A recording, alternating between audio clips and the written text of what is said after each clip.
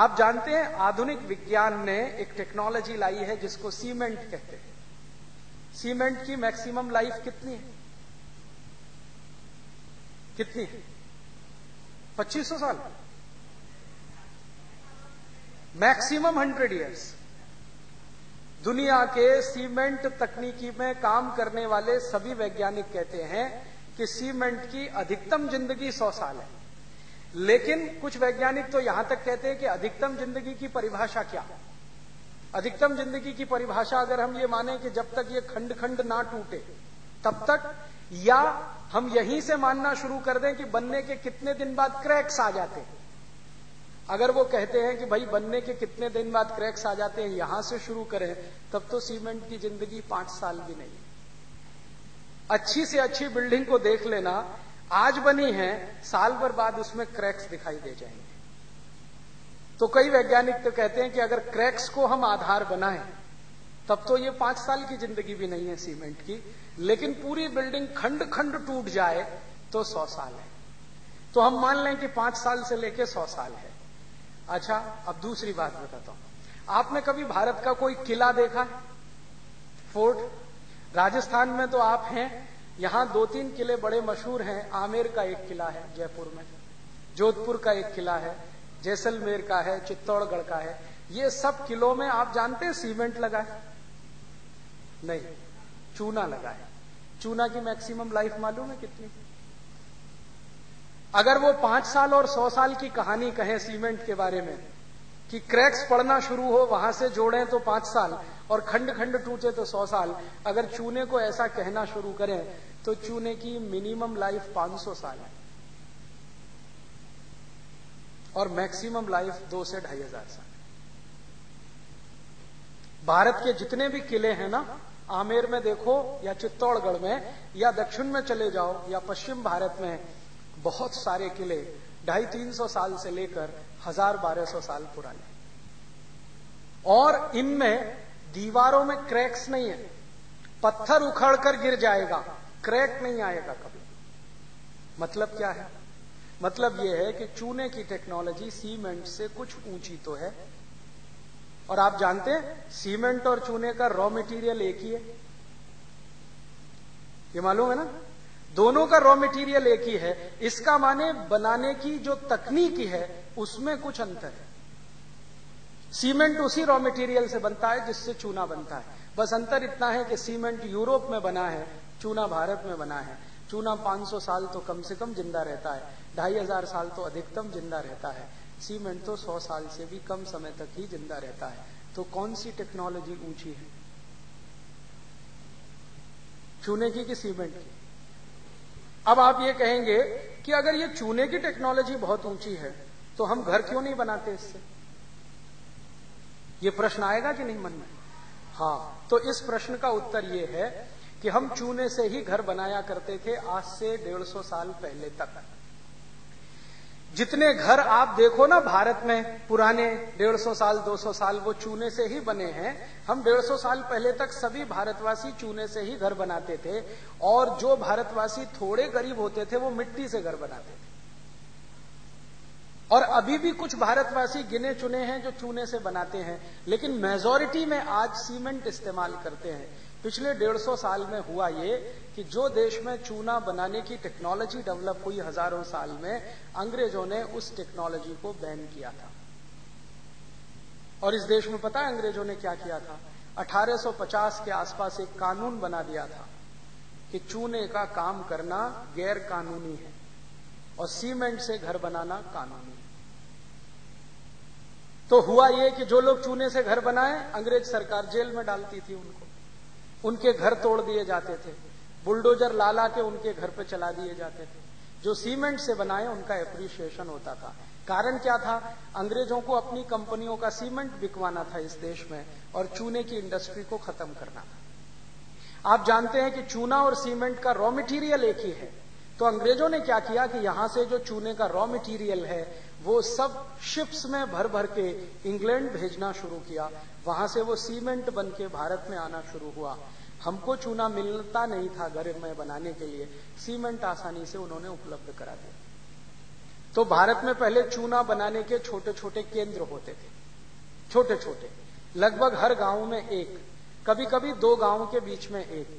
चूने बनाने के केंद्र आपने कभी देखे हो तो उसमें कोई बड़ी भारी मशीन नहीं लगती है, एक छोटा सा गड्ढा खोदा जाता है, सर्कुलर, कुछ करीब करीब 5-6 फीट गहरा होता है, और एक मोटा सा पत्थर का पहिया बनाया जाता है।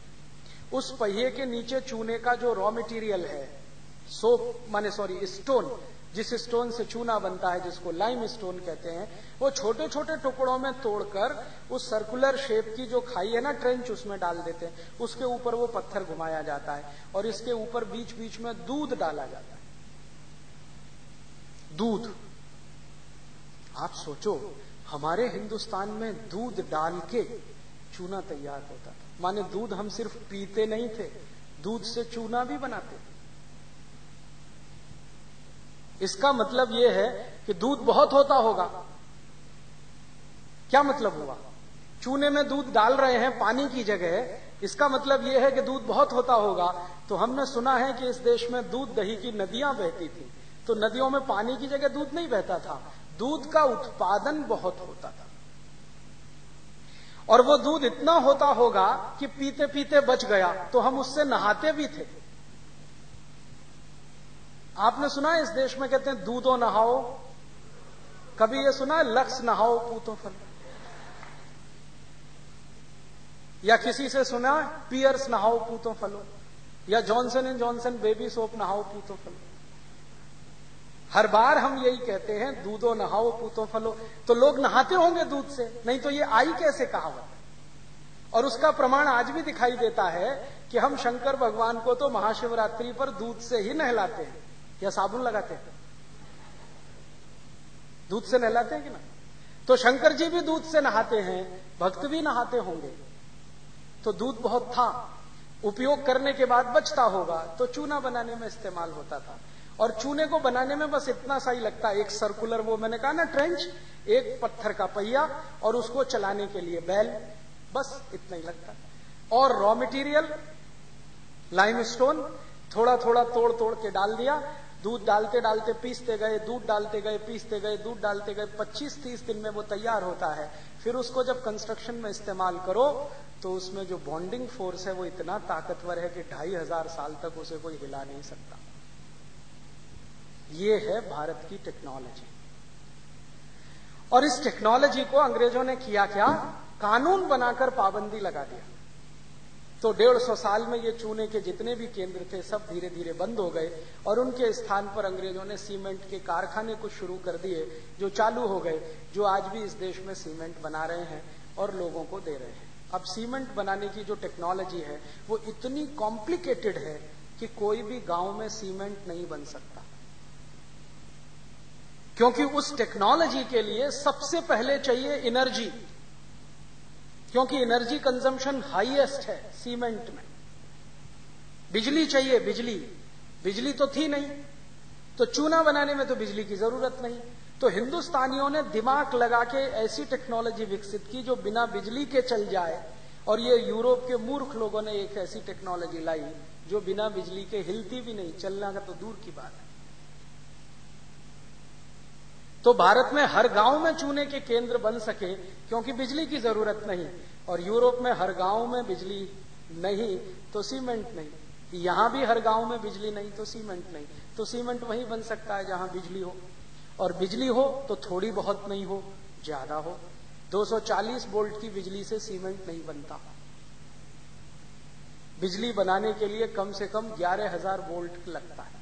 सीमेंट बनाने के लिए कम से कम 11,000 वोल्ट की बिजली लगती है। तो 11,000 वोल्ट की बिजली बनाने के लिए बड़ा पावर स्टेशन लगता है, और बड़ा पावर स्टेशन बनाने के लिए या तो कोयला लगता है या तो पानी लगता है, और कोयला और पानी जिन गांवों में मिले वहीं बन सकती है, बाकी किसी गांव में तो संभव नहीं है। और जो कोयला और पानी का इस्तेमाल करके बिजली बनाओ तो कोयला जमीन से खोदकर निकालना पड़ेगा, पानी भी आपको जमीन से निकालना पड़ेगा, नहीं तो तालाबों का इस्तेमाल करना पड़ेगा। बहुत दिन जमीन के नीचे से कोयला खोदते चले जाएं तो स्पेस बन जाएगा, उसी स्पेस में भूकंप आएंगे, धरती कंप आएंगे, सुनामी भी आएगा। ये है टेक्नोलॉजी यूरोप की। हमारे यहां ये टेक्नोलॉजी नहीं डेवलप हुई। क्यों? क्योंकि हम होशियार थे, इंटेलिजेंट थे। हमको मालूम है कि जमीन के नीचे कोयला है, लेकिन उस कोयले को खोद कर निकालेंगे तो जमीन खाली हो जाएगी। खाली जमीन निरापद नहीं होती। कभी भी अर्थक्वेक आएंगे, ट्रेमर्स आएंगे तो ढर ढरा के चली जाएगी। तो यूरोप और यूरोप के नागरिकों ने या उनके वैज्ञानिकों ने बिना सोचे समझे कोयला खोद खोद के तो निकाल के फेंक दिया। अब उन खदानों को भरने के लिए कुछ नहीं है, तो उन्हीं स्थानों पर सबसे ज्यादा भूकंप आ रहा है और अब हजारों लोग मर रहे हैं। तो देखो कैसी सुंदर टेक्नोलॉजी है। सीमेंट चाहिए तो बिजली चाहिए, बिजली चाहिए तो कोयला निकालना है, कोयले के साथ पानी भी चाहिए। पानी हमको पीने के लिए और खेती के लिए चाहिए। वो कहते नहीं पहले बिजली के लिए चाहिए। तो पानी इकट्ठा करना है तो डैम चाहिए, डैम बड़े बड़े बनाने हैं तो पैसा चाहिए, और वो डैम क्रैक्स हो जाए तो बाढ़ ही बाढ़। फंस गए ना। इससे अच्छी तो अपनी टेक्नोलॉजी थी कि हमको क्या चाहिए, सोप स्टोन चाहिए, हर गांव में उपलब्ध है। दूध चाहिए, दूध कहीं खोद कर निकालना नहीं पड़ता, निकालना पड़ता है। दूध तो पृथ्वी के ऊपर ही उपलब्ध है। जानवर हैं तो दूध है, उनको घास खिलानी पड़ती है, वो भरपूर दूध दे देते हैं। और घास को हम वेस्ट मटेरियल कहते हैं। इस देश में अद्भुत मशीनें हैं जो वेस्ट खाकर दूध दे देती हैं कि नहीं। गाय, भैंस, बकरी वेस्ट खाती है। आप खा सकते हो घास, आप मानते हो ये वेस्ट है, वो वेस्ट को ही खाती है और बेस्ट क्वालिटी दूध दे देती हैं। वो दूध आप पीते हो, विटामिन ए मिलता है, विटामिन सी मिलता है, ताकत आती है।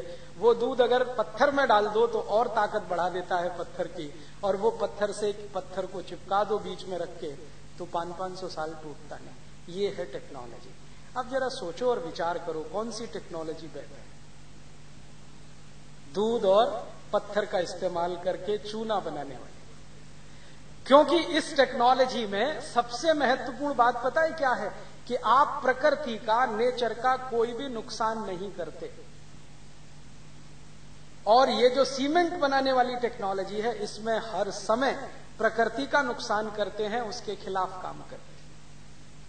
आज की सारी दुनिया परेशान है, पर्यावरण प्रदूषण बढ़ रहा है, माने प्रकृति के साथ छेड़छाड़ हुई है, उसके दुष्परिणाम बढ़ रहे हैं। तो भारत में जो टेक्नोलॉजी आई वो इस तरह की कि जो प्रकृति को ध्यान में रख के काम करे। यूरोप में जो टेक्नोलॉजी आई वो इस तरह की जो प्रकृति का नाश करे और काम करे। प्रकृति का नाश करके काम करने वाली टेक्नोलॉजी 100-200 साल से ज्यादा नहीं चलती, और प्रकृति का साथ देकर चलने वाली टेक्नोलॉजी हजारों साल चलती है। उसी को सस्टेनेबल कहते हैं। तो भारत में जो टेक्नोलॉजी बनी वो सस्टेनेबल है, प्रकृति के साथ चलने वाली है, लेकिन उसकी स्पीड कम है। जानते हैं क्यों है? क्योंकि नेचर की स्पीड भी कम है।